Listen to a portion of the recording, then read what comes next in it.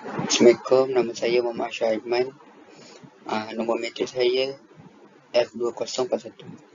Hari ini saya nak bincangkan tentang nikah mutah dalam konteks undang-undang syariah di Malaysia. Okey, pendahuluan. Yang dimaksudkan nikah mutah adalah seseorang menikah dengan seseorang wanita dalam batas waktu tertentu dengan sesuatu pemberian kepadanya, berupa harta, makanan, pakaian atau lainnya. Jika masanya telah selesai, maka dengan sendirinya mereka berpisah tanpa kata talak dan tanpa warisan. Seterusnya, bentuk pernikahan ini, seseorang datang kepada seseorang wanita tanpa harus ada wakil atau saksi. Kemudian mereka membuat kesepakatan mahar, upah atau batas waktu tertentu. Misalnya 3 hari atau lebih atau kurang. Biasanya tidak lebih dari 45 hari. Dengan ketentuan tidak ada mahar kecuali yang telah disepakati. Tidak ada nafkah, tidak saling mewariskan dan tidak ada iddah kecuali istibrah. Itu 1 kali haid bagi wanita menopause, 2 kali haid bagi wanita biasa dan 4 bulan 10 hari bagi yang suaminya meninggal, dan tidak ada nasab kecuali jika disyaratkan. Nikah mutah atau kahwin kontrak ialah nikah bertempoh. Ini jelas dari lafaz akad nikah mutah menurut Imam Syiah Ja'far al-Sadiq.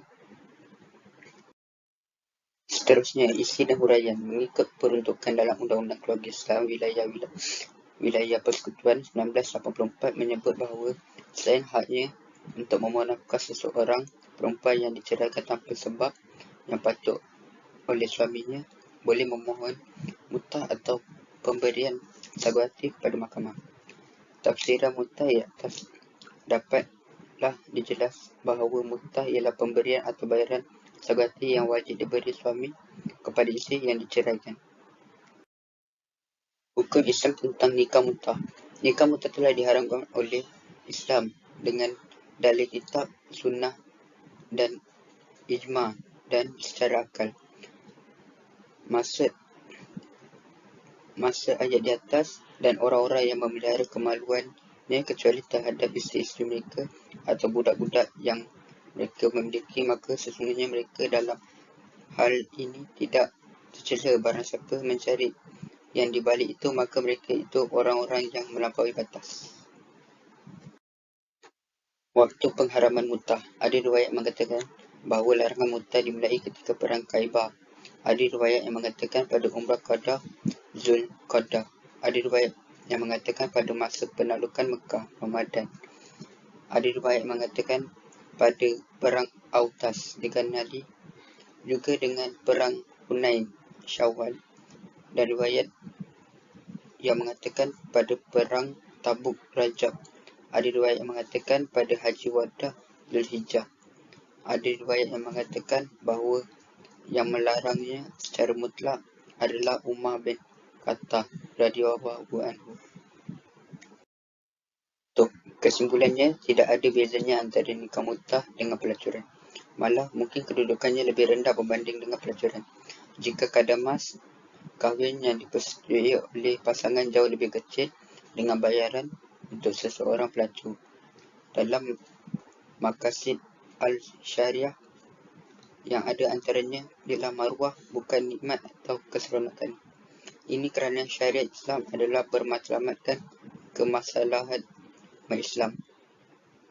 Jika keseronokan menjadi tujuan utama, nescaya masyarakat akan menjadi rosak kerana implikasi yang berlaku sama saja dengan kesan yang timbul disebabkan aktiviti pelacuran. Apabila masyarakat rosak, maka rosaklah negara. Tentunya setiap hari dari kita boleh membayangkan situasinya jika negara kita rosak dan hancur. Sekian, terima kasih. Assalamualaikum warahmatullahi wabarakatuh. Nama saya Muhammad Adib Nakiuddin bin Muhammad Faizal.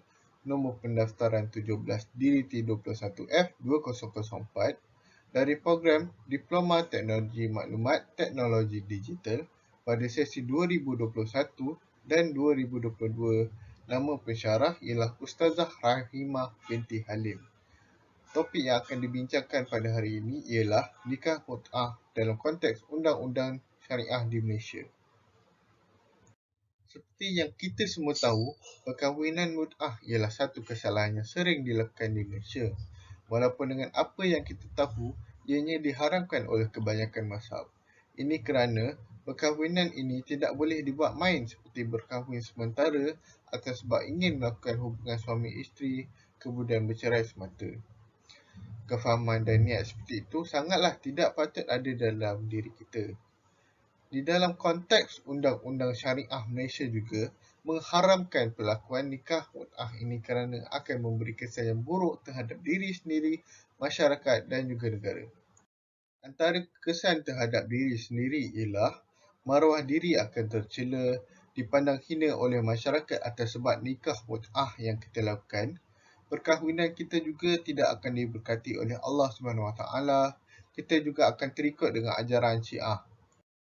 Antara kesan terhadap masyarakat ialah kita juga telah menyalahi tujuan perkahwinan dan penghormatan terhadap perkahwinan. Kita juga akan dipandang hina oleh masyarakat kerana kita melakukan perkahwinan atas sebab ingin berzina dengan ramai wanita. Kita juga akan keruntuhan akhlak. Kita juga akan menyebarkan penyakit kelamin iaitu AIDS. Seterusnya, kesan-kesan terhadap negara. Negara kita akan dilabel sebagai negara yang membenarkan zina leluasa. Negara Islam akan dipandang remeh juga. Dan akhir sekali, kita akan mengundang kefahaman yang sesat di dalam negara kita. Kesimpulannya, langkah yang wajar kita ambil ialah kita mestilah tidak melakukan nikah mut'ah yang sia-sia ini kerana ianya ajaran Syiah dan boleh merugikan kita di akhirat nanti. Oleh itu, eloklah kita jangan melakukannya. Kalau nak nikah, nikah sahaja dengan cara biasa dengan memenuhi semua syarat-syarat sah nikah. Nikahlah secara sah di pejabat agama yang diiktiraf oleh Kerajaan Malaysia agar mendapat perkahwinan yang sah dan diberkati serta diridai oleh Allah SWT. Sekian, terima kasih. Assalamualaikum warahmatullahi wabarakatuh. Nama saya Arif Haikal bin Mat Rohimi. Nombor pendaftaran saya adalah 17 PDT 21 F2047. Hari ini saya akan membentangkan tentang nikah mut'ah dalam konteks Undang-Undang Syariah di Malaysia. Subtopik yang telah saya pilih dan ingin saya bentangkan ialah Syiah dalam nikah mut'ah. Pengenalan bagi Syiah dalam nikah mut'ah. Kita jarang sekali mendengar penjelasan mengenai fiqh nikmat mut'ah berbeza dengan ritual pernikahan yang kita kenal selama ini. Begitu juga kita dengar dan mendapatkan penjelasan fiqh mengenai hal itu. Sebagaimana nikah biasa memiliki ketentuan dalam hukum fiqh, nikah mut'ah juga memiliki ketentuan-ketentuan yang dijelaskan oleh imam yang diyakini maksud oleh Syiah. Poin pertama yang ingin saya terangkan adalah tidak ada batasan jumlah isteri dalam nikah mut'ah. Wanita yang dinikahi secara mut'ah adalah wanita sewaan. Jadi diperbolehkan nikah mut'ah walaupun dengan 1000 wanita sekaligus. Maka akad mut'ah bukanlah pernikahan kekal. Jika benar pernikahan kekal, maka dibenarkan hanya dengan 4 isteri sahaja. Begitulah wanita bagi Imam Maksum Syiah. Wanita adalah barang sewaan yang dapat disewa lalu dikembalikan lagi tanpa ada tanggungan apa pun. Tidak ada bezanya dengan kenderaan yang telah disewa dapat dikembalikan. Alangkah malangnya kaum wanita jika demikian. Sudah saatnya pada zaman emansipasi ini, wanita menolak untuk dijadikan sewaan. Namun kita masih hairan mengapa masih ada mazhab yang menganggap wanita itu sebagai barang sewaan. Poin kedua yang akan saya terangkan adalah tidak ada talak dalam mut'ah. Dalam nikah mut'ah tidak lagi wujudnya istilah talak. Kerana demikianlah nikah mut'ah yang merupakan pernikahan yang tidak lazim dalam Islam. Jika hubungan pernikahan yang lazim dilakukan dalam Islam, pernikahan berakhir dengan beberapa hal dan salah satunya adalah talak. Adapun nikah mut'ah, hubungan pernikahan selesai dengan berlalunya waktu yang telah disepakati bersama. Kesepakatan jaga waktu mut'ah adalah salah satu rukun penting dalam mut'ah selain kesepakatan atas mahar. Dari Zurarah, dia mengatakan, masa idah bagi wanita yang mut'ah adalah 45 hari. Seakan saya melihat Abu Abdullah menunjukkan tangannya tanda 45. Jika selesai waktu disepakati, maka mereka berdua terpisah tanpa adanya talak. Poin ketiga pula adalah nikah mut'ah berkali-kali tanpa batas. Diperbolehkan nikah mut'ah dengan seorang wanita berkali-kali tanpa batas. Tidak seperti pernikahan yang lazim, yang mana jika seorang wanita telah ditalak 3, maka harus menikah dengan lelaki-lelaki lain dulu sebelum dibolehkan menikahi kembali dengan suami pertama. Hal ini seperti diterangkan oleh Abu Ja'far, Imam Syiah keempat, kerana wanita mut'ah bukannya isteri, tapi wanita sewaan. Sebagaimana barang sewaan, orang dibolehkan menyewa sesuatu dan mengembalikannya, lalu menyewa lagi dan mengembalikannya berulang kali tanpa batas.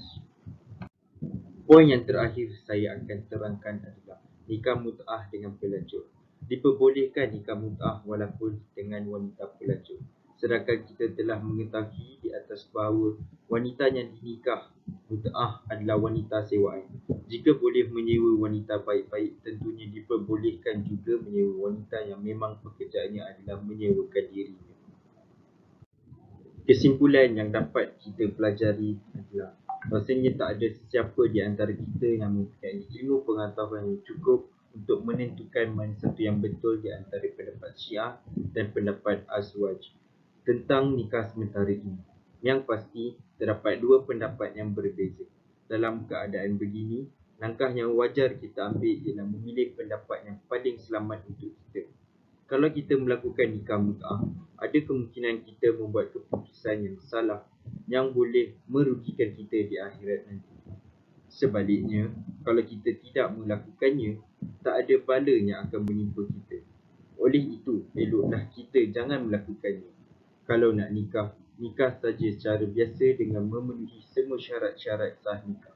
Kalau susah untuk nikah di Malaysia, pergilah ke Thailand untuk menikah secara sah di pejabat agama di sana yang diiktiraf oleh kerajaan Malaysia. Tidak perlukan kahwin kontrak. Itu saja daripada saya. Sekian, terima kasih. Assalamualaikum warahmatullahi wabarakatuh. Nama saya Ridwan Shah bin Khairul Rizal dari kelas DDT 1B. Nombor matrik 17 DDT 21F2037. Hari ini saya akan menerangkan tentang persyaratan mut'ah al-talaq dalam Al-Quran. Nas atau dalil persyaratan pertama tentang mut'ah al-talaq dapat dilihat di dalam surah Al-Baqarah ayat 23 seperti yang disebutkan terdahulu. Ayat ini diturunkan disebabkan oleh satu peristiwa di mana seorang lelaki telah mengahwini seorang perempuan, tetapi ketika berlangsungnya akad perkahwinan, mas kahwin tidak ditentukan oleh kerana mereka telah bercerai sebelum berlaku persetubuhan. Maka lelaki tersebut telah diperintahkan untuk memberikan mut'ah al-talaq kepada isteri yang diceraikan itu tanpa perlu diberikan mas kahwin. Lelaki yang dimaksudkan di dalam peristiwa penurunan ayat 236 surah Al-Baqarah itu ialah seorang lelaki daripada golongan Ansar, dan perempuan yang dikahwini adalah seorang daripada golongan Bani Hanifah. Berikutan daripada itu, baginda bersabda kepada lelaki tersebut, berikan mut'ah al-talaq kepada isterimu walaupun dengan songkokmu itu. Menurut tafsiran yang dibuat oleh pengarang kitab Tafsir Al-Mizan fi Tafsir Al-Quran, ayat tersebut bermaksud diwajibkan kepada suami memberikan mut'ah al-talaq kepada isteri-isteri yang mereka diceraikan, yang mana semasa berlangsung perkahwinan mereka, isteri-isteri tersebut belum lagi diberikan mas kahwin. Pemberian mut'ah al-talaq itu mestilah sesuatu yang dapat memberi manfaat. Kadar atau nilai mut'ah Al-talaq juga bergantung kepada kedudukan dan kemampuan suami. Bagi suami yang mampu, hendaklah menyediakan sesuatu yang sesuai dengan kemampuannya. Dan begitu juga sebaliknya. Hak tetap terhadap mut'ah al-talaq ini hanya khusus kepada isteri yang diceraikan dalam keadaan belum ditetapkan mas kahwin. Ayat tersebut adalah dalil atau hujah yang menunjukkan bahawa mut'ah al-talaq hanya wajib diberikan kepada isteri tersebut dan tidak termasuk isteri yang diceraikan selepas berlaku persetubuhan dan telah ditetapkan mas kahwin. Ayat kedua yang menerangkan mengenai tuntutan mut'ah al-talaq dapat dilihat di dalam ayat yang seterusnya melalui firman Allah SWT. A'udzubillahi minasyaitonirrajim. Bismillahirrahmanirrahim. Walil mutallaqati mata'um bil ma'ruf haqqan ala muttaqin. Barakallahu azim. Yang bermaksud, kepada wanita-wanita yang diceraikan hendaklah diberikan oleh suaminya mut'ah menurut yang makruf sebagai sesuatu kewajipan bagi orang-orang yang bertakwa. Surah Al-Baqarah ayat 241. Berdasarkan ayat di atas, Allah SWT telah menyatakan semua isteri. Berdasarkan ayat di atas, Allah SWT secara terang menyatakan semua isteri yang dicerai berhak mendapat mut'ah al-talaq dan bukan hanya dikhususkan kepada kategori atau golongan tertentu sahaja. Sesiapa sahaja tidak boleh menafikan maksud kalam Allah SWT yang umum tersebut kepada maksud khusus yang tersirat, melainkan terdapat dalil atau hujah yang boleh membawa maksud sedemikian. Itu sahaja daripada saya. Dan saya Khairul Rizal dari kelas DDT 1B. Assalamualaikum warahmatullahi wabarakatuh. Assalamualaikum warahmatullahi wabarakatuh. Nama saya Muhammad Al-Fatih An-Ni'mati bin Muhammad Naim dengan kad nombor matrik saya 17DDT21F2046 akan memulakan pembentangan ini dengan pengenalan apakah itu nikah mut'ah. Pertama, nikah mut'ah adalah sejenis perkahwinan untuk keseronokan. Kedua, nikah mut'ah merupakan sejenis perkahwinan berkontrak bagi tempoh masa yang dipersetujui antara pihak lelaki dan juga pihak perempuan. Ketiga, apabila masa yang dipersetujui telah tamat, maka perkahwinan tersebut akan terpisah. Maksud nikah mut'ah. Nikah mut'ah atau perkahwinan kontrak ialah nikah yang bertempoh. Ini sangat jelas daripada lafaz akad nikah mut'ah. Ini adalah contoh lafaz akad nikah mut'ah. Aku nikah dengan kamu dalam mut'ah mengikut Quran dan sunnah Rasulullah tanpa warisan dariku kepadamu atau sebaliknya untuk tempoh sebulan dengan mahar 3 dinar. Kedua, nikah mut'ah hampir sama dengan nikah biasa. Di antara contohnya ialah ijab qabul dan juga mahar, tetapi ia berbeza dari nikah biasa. Misalnya, nikah mut'ah tidak memerlukan saksi atau wali. Seterusnya, ini adalah sejarah terjadinya nikah mut'ah. Pertama, nikah mut'ah ini pernah menjadi suatu isu dan banyak dilakukan oleh para sahabat. Kedua, pada masa itu, majoriti tentera Islam adalah daripada golongan pemuda, iaitu pemuda-pemuda yang bujang dan mereka tidak sempat mengikat diri mereka dengan ikatan perkahwinan. Ketiga, sebagai insan biasa, semangat jihad mereka untuk menegakkan syiar Islam di padang pasir membuak-buak. Namun, nafsu mereka terhadap wanita juga turut bangkit menuntut untuk dipenuhi. Mereka cuba melawan perkara tersebut dengan berpuasa, tetapi mereka perlu berperang menentang musuh Islam. Maka, berpuasa bukanlah solusi yang efektif kerana fizik mereka akan menjadi lemah. Keempat, pada zaman Rasulullah telah memberi kebenaran kepada tentera-tenteranya yang terpisah jauh dengan isteri-isteri mereka untuk melakukan nikah mut'ah. Kemudian, Rasulullah mengharamkannya semasa melakukan pembebasan di kota Mekah pada tahun 8 Hijrah 630 Masihi. Amarana Rasulullah sallallahu alaihi wasallam bil muti'ati amma al-fathi hina dakhalana Makkah thumma lam nakhruj minha hatta nahana anha. Maksudnya, Rasulullah SAW pernah memerintahkan kami untuk melakukan nikah mut'ah pada saat Fathul Makkah ketika memasuki kota Makkah. Kemudian sebelum kami meninggalkan Makkah, baginda pun telah melarang kami dari bentuk nikah tersebut. Hadis riwayat Muslim.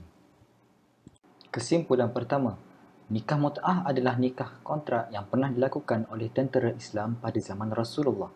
Kedua, nikah mut'ah hanya boleh dilakukan pada keadaan yang tertentu sahaja. Ketiga, Rasulullah telah mengharamkan nikah mut'ah selepas tamatnya perang Khaybar. Keempat, nikah mut'ah tidak ada wali, saksi dan juga keredaan wali. Yang terakhir, tidak ada hukum waris antara suami dan isteri dalam nikah mut'ah kerana status seseorang wanita itu hanyalah isteri berkontrak.